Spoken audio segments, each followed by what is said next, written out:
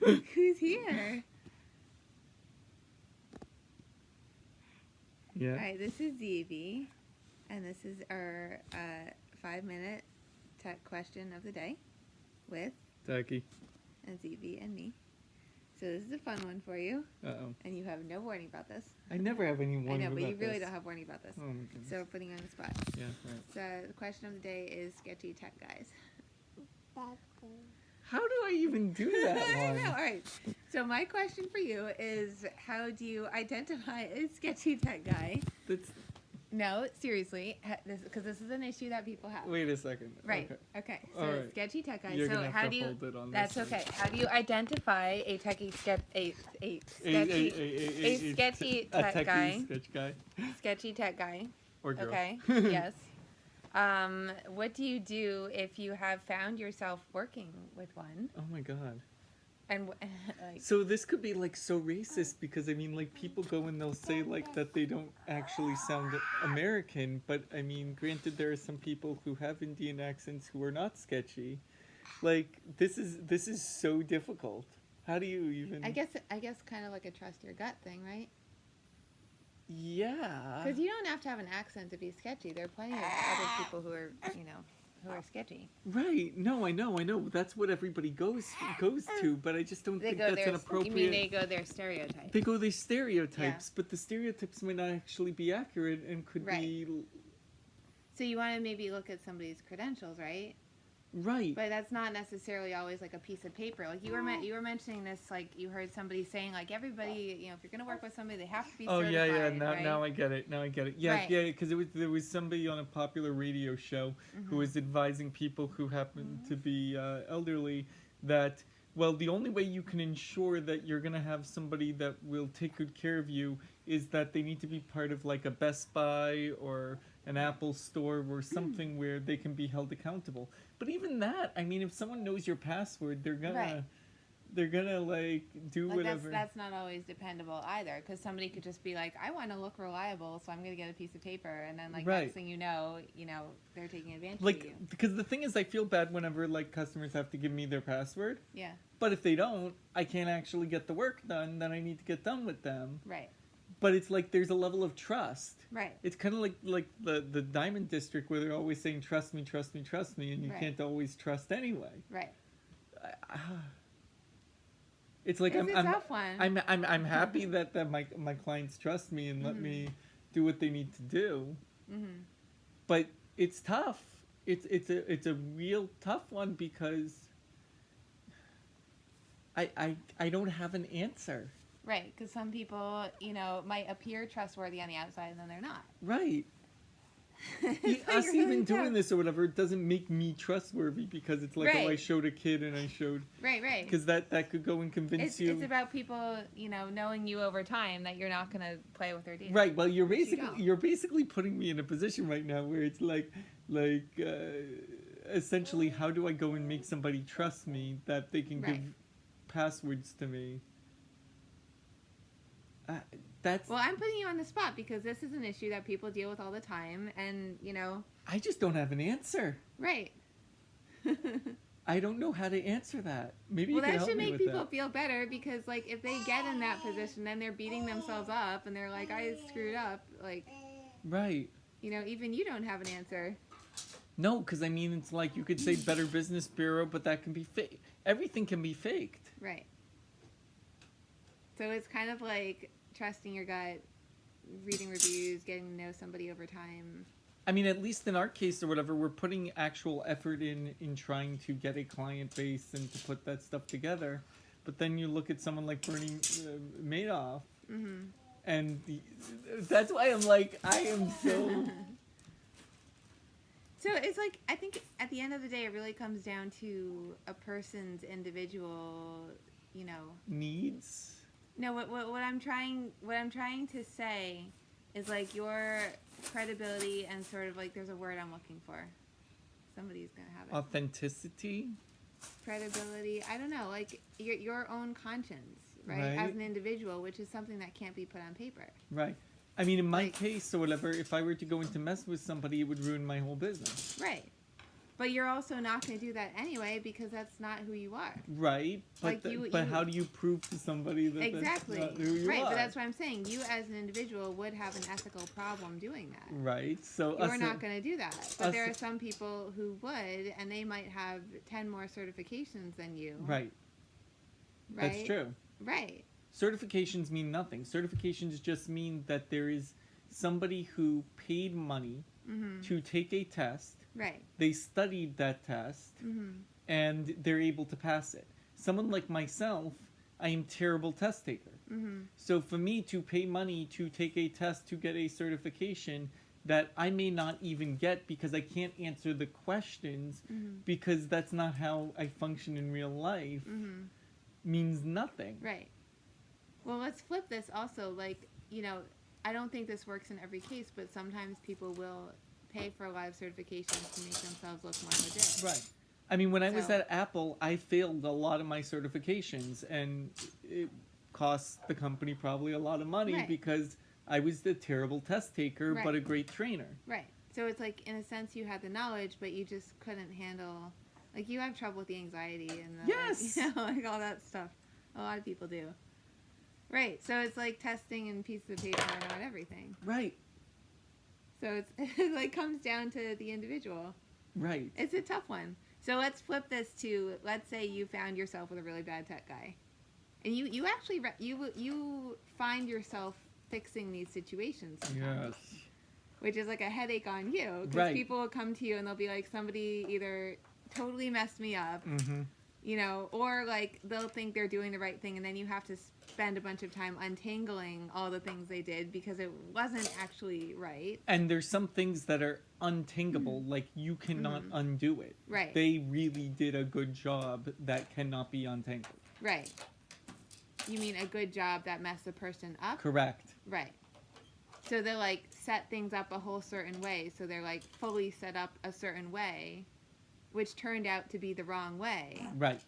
Maybe they thought they were doing the right thing and in some universe they were, but for that circumstance they weren't. Right. Or there's a case where it's like this happened to me while I was at the Apple store myself, is that I would have something really set up well with a customer, but nobody else in the store would understand what I did. And then somebody else would go and undo it and say the customer's really upset because you messed up their computer. And it's like, no, that really isn't messed up, but now it is messed up because now we can't undo XYZ. And it would just become a whole, like, he said, she said situation. So there's kind of an art to it.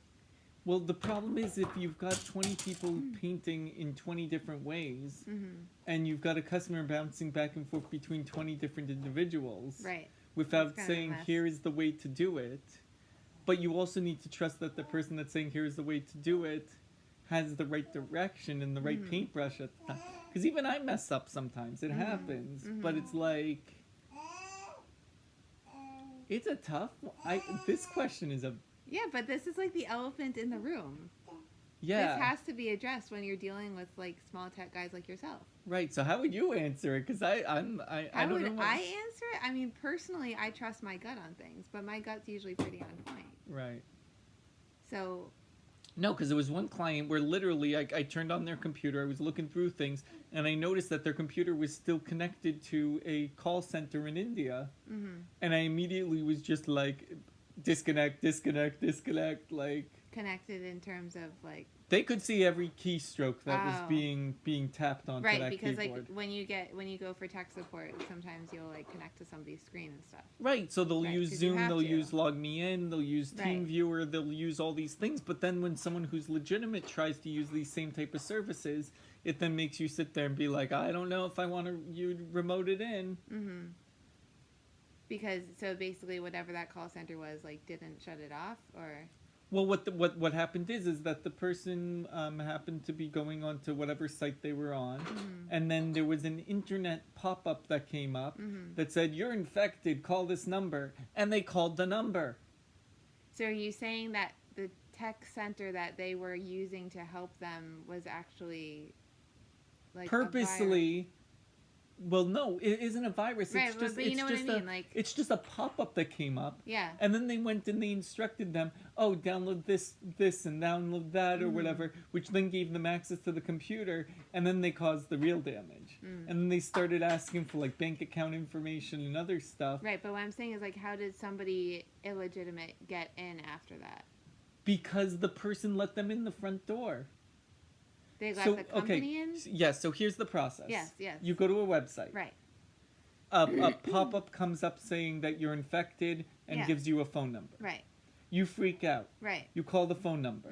The person goes and says, oh, yes, you obviously have malware and a virus and this and that. We need to get this solved immediately. They then tell you to download a program. Okay, so you're basically talking about shady tech support that's like being offered online. Okay. Yes. Which goes back to the phishing thing. The shady tech support is self-induced by the tech support people themselves. Yeah. Because all they have to do is buy an advertisement on some website, and they can make it look like. So that goes back again to phishing. Right, phishing and papers and ads and shiny. I guess this is where it's like if you're on YouTube or whatever, there's like a link somewhere here or whatever to the phishing video, so you can watch the phishing video. Right, which we did a few days ago. Right. It all, yeah. Yeah. Okay. Are we at a natural conclusion? Because I don't think we answered the question. I don't know if there is a conclusion. It's kind of like the same as always. Like, you know, do your research. Right. Like, don't just go with any tech guy without, like, you know. Right. Without seeing some, like, real people, you know. Here's the problem, though. Someone like myself, when I went and I left Apple, I had no any information. I had no ratings. I had nothing. Right. So that's tough because sometimes there's somebody legitimate who can actually do a good job. Right. Right. Okay. Here, I think I have answers. Okay. Okay. If the person starts asking for a bank account, a social security number, or other things that are not related. Like up front. To the no, not up front. Well, because I'm saying like sometimes when you're helping people, those things come up. Right. But like it needs to be really absolutely related to the issue that you're having a bank issue. Right.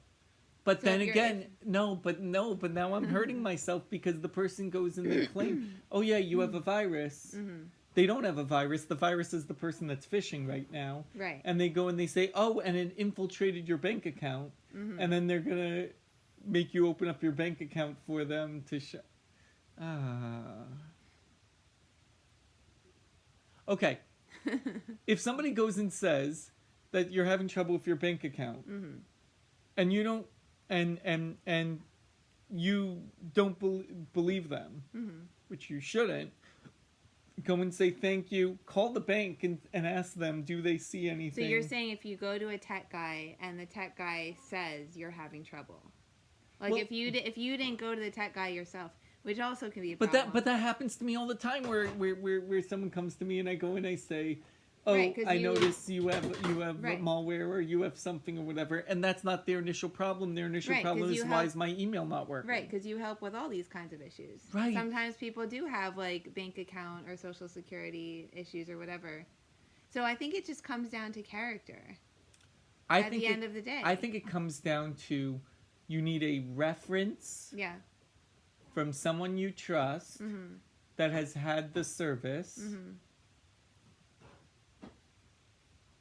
And I'm being so careful because I know there are people out there that don't have references who are great tech people who I am messing up just in the same way as this like national radio thing that was there where the report where I'm like, oh, they're messing my business up because they're saying if I don't have certifications, then don't let them into your computer. Right.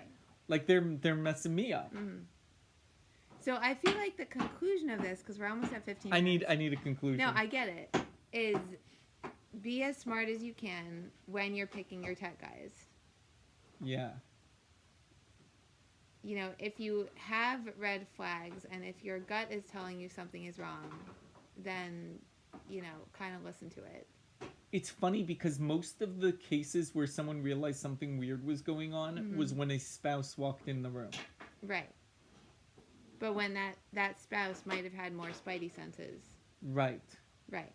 And it doesn't matter if they're male or female. The one who's not in the panic is more likely to be the one to turn off the phone. Or to go into say... Right, who's the one who's not having the tech emergency. Because when you're, like, in an emergency, you're kind of in fight or flight mode, and you're like, I'll just take any help I can get. So it's like when you're having a tech problem, like, stop, take a deep breath. Because I could say contact your counsel on aging, but even then, they might not necessarily know how to find a trustworthy tech person, and they could be sending you down the wrong path. Right. It's like I'm very lucky that I work with one of the counsel on agings that go and they send me clients, which is amazing because I'm able to get taken care of people who are elderly without them ending up... Like they're lucky they found you and not, Right, and I use elderly as a loose term here. I use that as more like someone who's had the experience of living in this world, but has no experience with this tech world that's being thrust upon them by the younger generation. Right. Because I have to be careful with that, because it's like I don't want to be... Even I need tech support. Right, exactly. I'm like 30 or something, and, I need all so the time.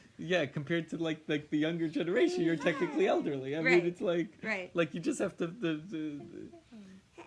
But yeah... I'm so afraid of like ending this conversation because I know there's like so much more to unpack here. I think it's a long, oh my God, it's a long discussion, but it's like a food for thought kind of thing. Yeah. It's something to be aware of if you're looking for a tech support person. Right. It happens to everybody. Yeah. I think he needs to have his diaper checked. I think he decided that we're gonna end this on a diaper change. I think that's it. So don't get stuck with a diaper change type of tech. Yes. Is that a good conclusion? It's a lot of stuff to think about. Oh boy. Yeah. Anyway, so if people have questions for you or any of that, want to discuss this further? yes. 707-267-7778. That's 707-267-7778. That's right. And what's your website? TechieToTheRescue.com. That's right. All right. Any further comments? You said change my diaper. Yes. He's like, pause. Anything to say? Yeah. Yeah. All right. Fun stuff. All right. We'll see you later. Right. Bye. Bye. Yeah.